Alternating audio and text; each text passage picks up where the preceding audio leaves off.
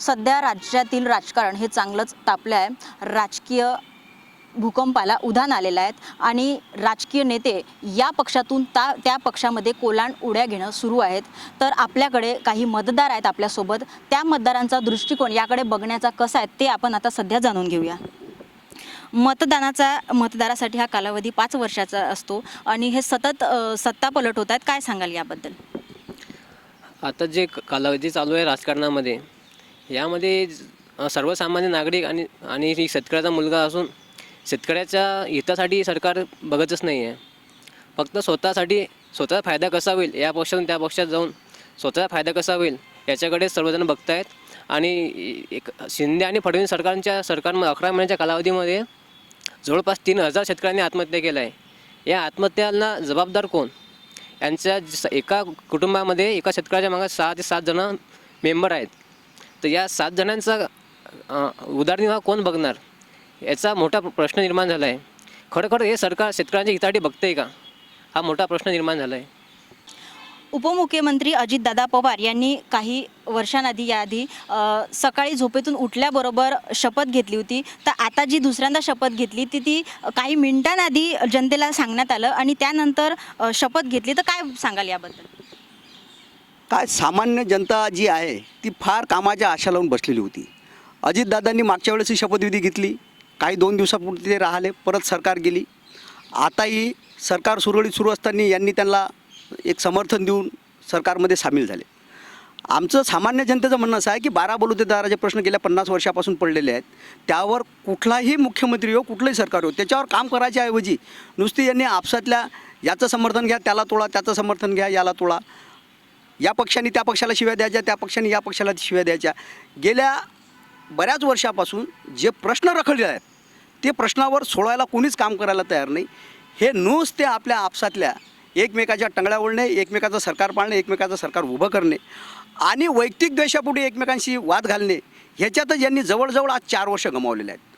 12 बलुतेदारांच्या प्रश्नासाठी अनेक वर्षापासून आम्ही भांडतो आहे, पण त्या प्रश्नावर कोणी बोलायला तयार नाही, मंत्रालयात साधी मीटिंग लावायला तयार नाही. आम्ही निवेदन देतो, सामान्य जनता मतदान देऊन बिचारी मूर्ख झाली की काय हे जनतेसमोर आता प्रश्न आहेत.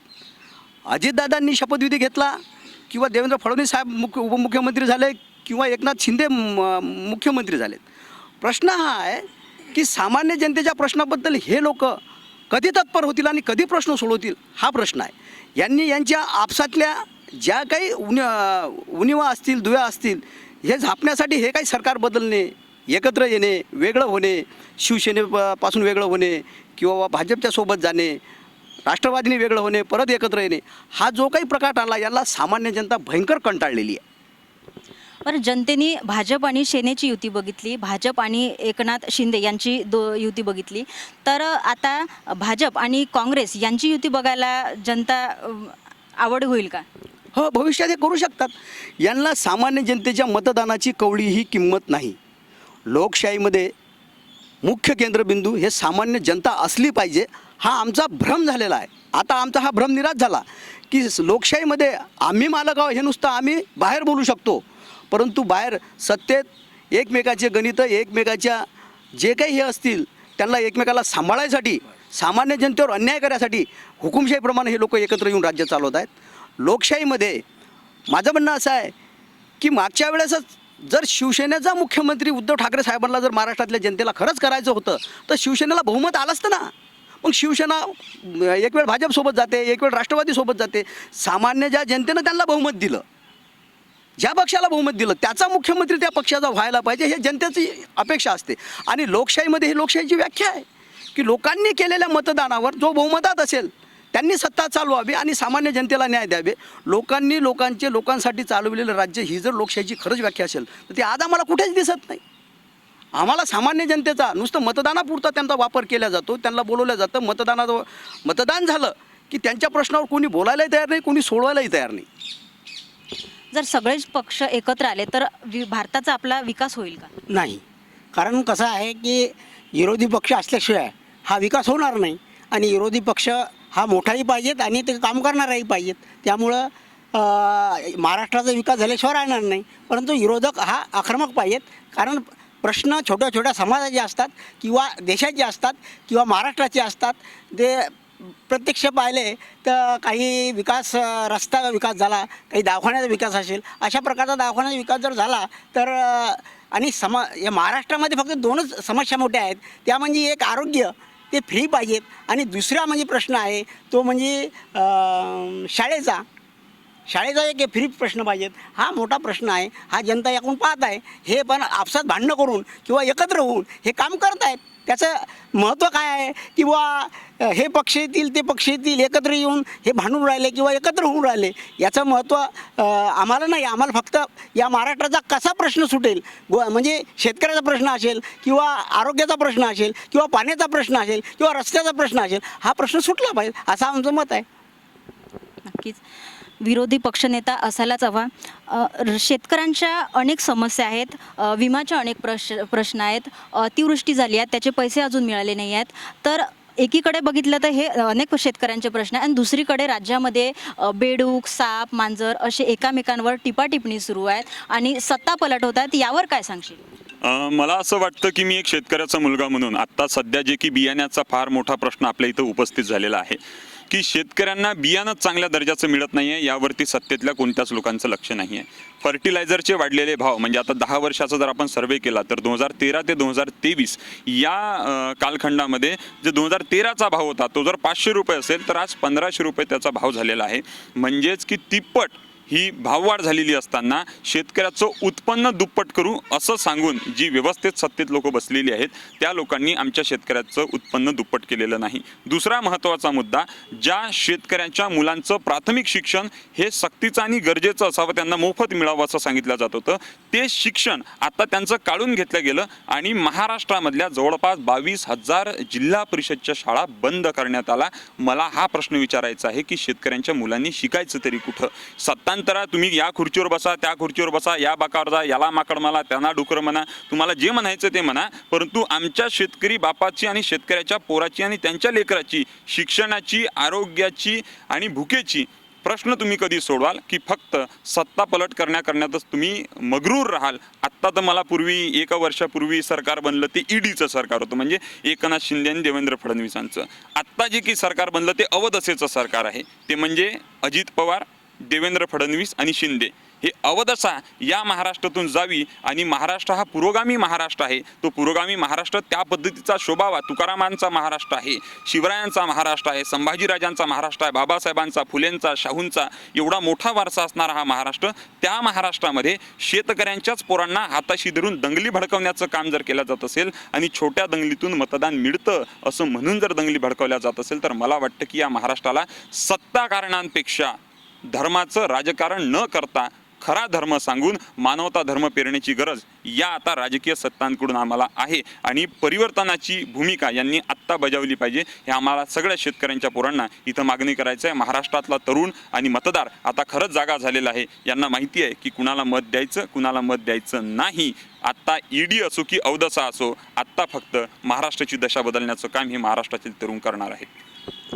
पर सोशल मीडियावर वेगवेगळ्या प्रकारचे मीम्स, व्हिडिओ हे व्हायरल होत आहेत. लोक स्टेटस, स्टोरीला ठेवत आहेत. आता जे राजकीय घडामोडी झाल्यात, तर आधीचे जे नेते होते ते तरुणांसाठी म्हण किंवा भारतीयांसाठी एक आयडियल असायचे, आयडियल म्हणून त्या दृष्टिकोनाने पाहिलं जायचं. पण आता एक मनोरंजनाचा एक विषय ठरला आहे, एक मीम्स वगैरे व्हायरल होत आहेत. तर काय सांगशील त्याबद्दल? मला असं हे सांगायचं आहे की आत्ता सत्तेमध्ये किंवा जे नेते आहेत यांच्यामध्ये कॉम्पिटिशन लागलेली आहे की कोण जास्त खोटं बोलते, मी किती जास्त मोठा खोटा बोलू शकतो. म्हणजे की आत्ताच म्हणजे मी जर थोडं जागतिक लेवलच्या राजकारणामध्ये जर गेलो तर अमेरिकेमध्ये आपल्या देशाचे महामहिम पंतप्रधान गेले होते आणि तिथं गेल्यानंतर त्यांनी म्हटलं की आमच्या देशामध्ये दर 3 मिनिटाला युनिव्हर्सिटी ओपन होते, दर 2 मिनिटाला इन्स्टिट्यूट उभे होतात. पण हे सांगत नाहीत की दर मिनिटाला या देशातली एक शाळा बंद होत आहेत. हे का सांगत नाहीत? का तिथं जाऊन खोटं बोलतात? तुम्हाला पत्रकार प्रश्न काय विचारतात, तुम्ही त्याच्यावर उत्तर काय देतात? या सत्तेमध्ये जे की खोटं बोलण्याची कॉम्पिटिशन लागलेली आहे आणि सोशल मीडियावर जे मीम्स असतील किंवा इतर गोष्टी असतील हे पसरवण्याचं काम हे IT सेलच्या माध्यमातून होत आहे.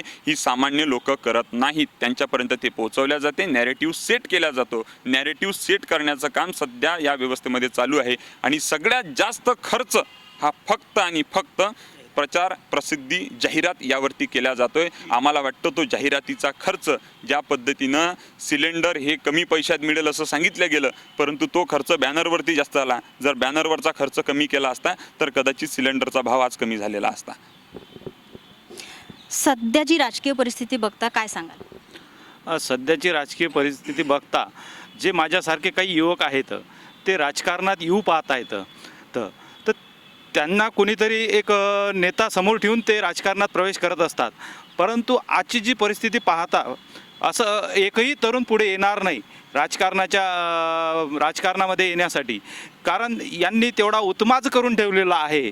यांना कुठल्याही व्यवस्थेची चिंता नाही, यांना फक्त यांच्या व्यवस्थेची चिंता आहे. त्याच्यासाठी ही सगळेजण एकत्र येतात आणि सगळे एकात बसून एका ताटात खात आहेत. आता 2021मध्ये जी अतिवृष्टी झाली होती त्या अतिवृष्टीमुळे शेती ही अक्षरशः खरडून वाहून गेली. त्यासाठी तुम्ही अनेक शासनाला निवेदन दिले, काय झालं त्याबद्दल? शासनाला वारंवार निवेदन देऊन आंदोलनं करून शासन काही पदरात टाकत नाही. थोडंफार पदरात टाकते तर तेही शेतकऱ्यांपर्यंत प्रत्यक्ष पोचत नाही, कारण ही व्यवस्थाच अशी बनवलेली आहे की इथे भ्रष्टाचार नावाचा जो राक्षस आहे तो मोठा उफाळलेला आहे. आणि तो राक्षस दाबायचा असेल तर एकदा जनतेचा मोठा उद्रेक व्हायला पाहिजे. ज्या दिवशी जनता उद्रेक करेल त्या दिवशी निश्चितच हा राक्षस चा वध झाल्याशिवाय राहणार नाही. आता बियाणे हे जादा दराने विकले जात आहेत, तर शेतकरी कुठे मेटाकुटीस आलाय काय सांगाल? शेतकऱ्याला बियाण्याची अत्यंत आवश्यकता असते, कारण त्याला त्या शेतात पेरल्यानंतर वर्षभरापासून त्याची आशा असते, त्याचा प्रपंच असतो.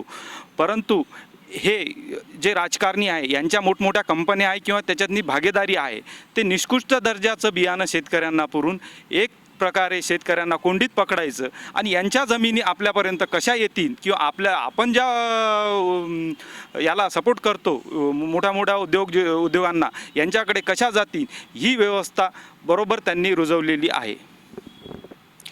आता आपल्यासोबत आहेत अमोल मिटकरी यांचे अत्यंत निकटवर्तीय RJ गौरव. मला सांगा, तुम्ही दादा बाबा घर या लोकांकडून ह्या गोष्टी समजते, तर आता जी अमोल दादा हे अजितदादा पवार यांच्यासोबत गेले आहे, परंतु अमोल मिटकरी हे ट्रोल होत आहेत, याबद्दल काय सांगाल? ॲक्च्युली अमोल मिटकरी साहेबांसोबत मी होतो आणि सध्या ते ट्रोल होत आहेत, कारण की फुले शाहू आंबेडकर विचारसरणीचा एक व्यक्ती जेव्हा वारंवार शिव फुले आंबेडकरांचे विचार लोकांना सांगतो, पुरोगामी विचार तो सातत्याने मांडतो आणि तो भारतीय जनता पक्षामध्ये गेलेल्या अजित पवार साहेबांसोबत एक घटक म्हणून ते स्वतः आहेत. तर मुळात ज्या वेळेला राष्ट्रवादीचे अधिकृत प्रवक्ता नसताना आज अमोल मिटकरी अजितदादा गटाचे मुख्य प्रवक्ते झालेले आहेत. तर ज्यावेळी ते प्रवक्ते नव्हते त्यावेळी ते खुलून बोलायचे, पुरोगामी विचारसरणी सातत्याने मांडायचे. आज जर तुम्ही त्यांना मीडियाला जर बघितलं तर अख्खा महाराष्ट्र बघतो आहे, पुरोगामी विचारसरणीचे सगळे लोक त्यांना बघत आहेत. ते कुठेतरी दबक्या आवाजात ते बोलताना आपल्याला दिसत आहेत. मला नक्कीच वाटतं की त्यांच्या मनामध्ये कुठे नाही, पण त्यांना मिळालेली आमदारकी ही अजितदादांनी दिल्या कारणामुळे त्यांना तिथे जावं लागलं असेल, असं मला मुळात या माध्यमाद्वारे तुमच्याद्वारे या तुमच्या चॅनलद्वारे सांगायचं आहे.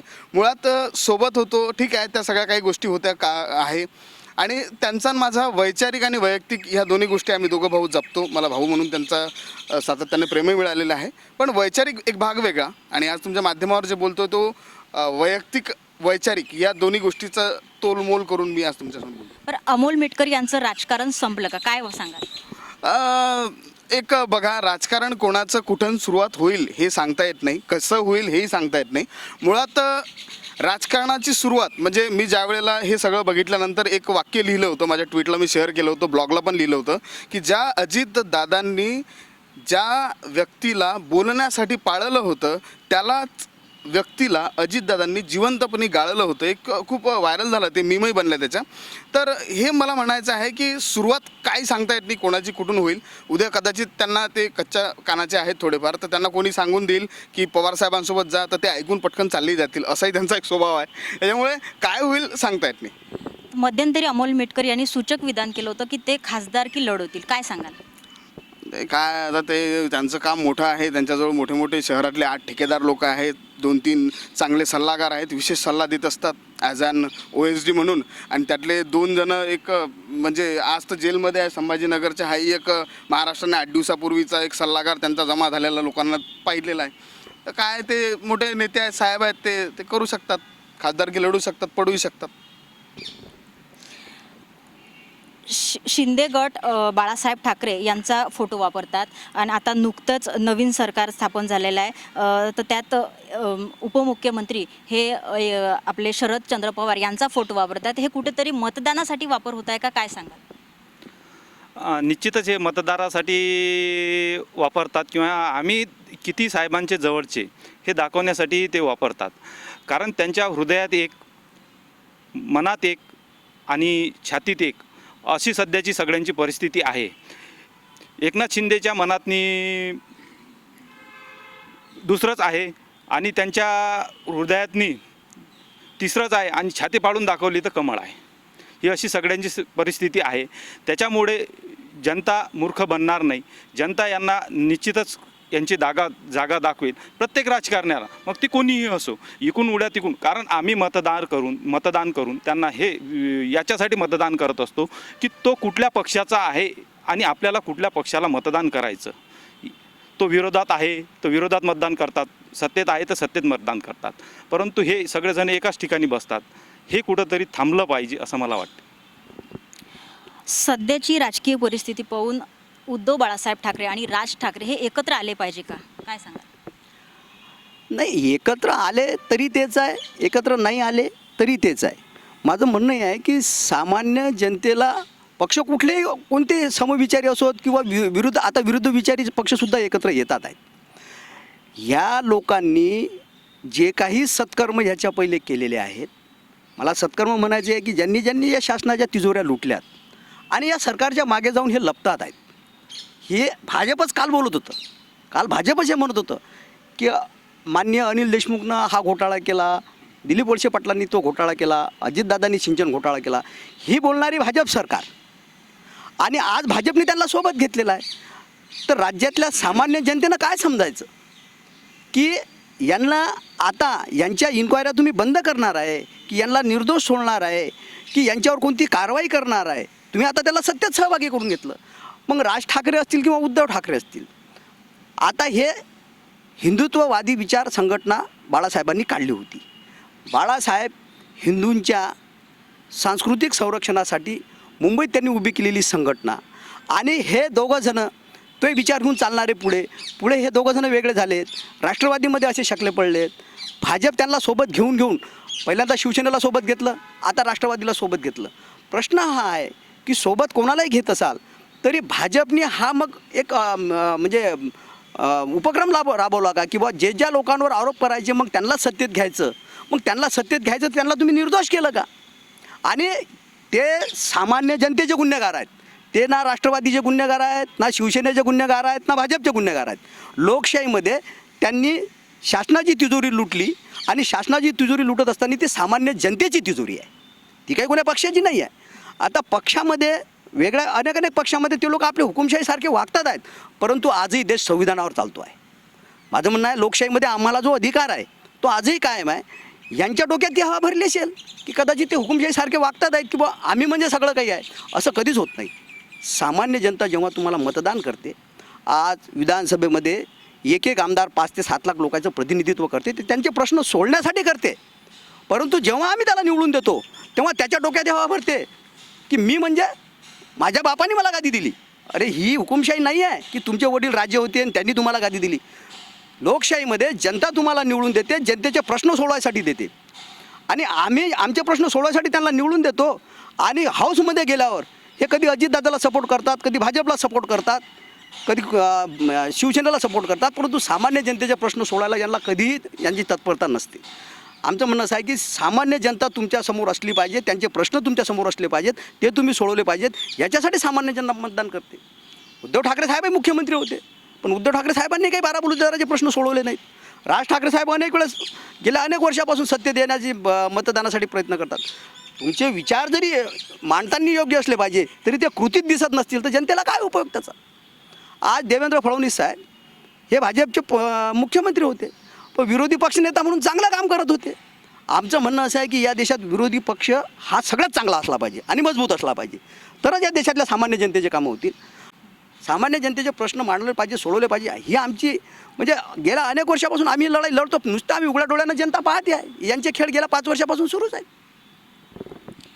काही दिवसांआधी एक सर्वे करण्यात आला होता, तर राज्यामध्ये मोदी आणि महाराष्ट्रामध्ये एकनाथ शिंदे अशी जाहिरात देण्यात आली होती आणि त्या जाहिरातीमुळे देवेंद्र फडणवीस यांची कुठेतरी नाराजी होती, म्हणून तीच जाहिरात दुसऱ्या दिवशी पुन्हा देण्यात आली आणि त्या जाहिरातीवरून जी एक जाहिरात असते ती कमीत कमी 30-35 ते 40 लाखापर्यंत जाहिरात असते आणि ती सगळ्या पेपरला ती पुन्हा देण्यात आली. तर हे कोट्यावधीचा त्या जाहिरातीवर जो खर्च आला तो कुठून आला, काय सांगशील? तू एक तरुण आहेस.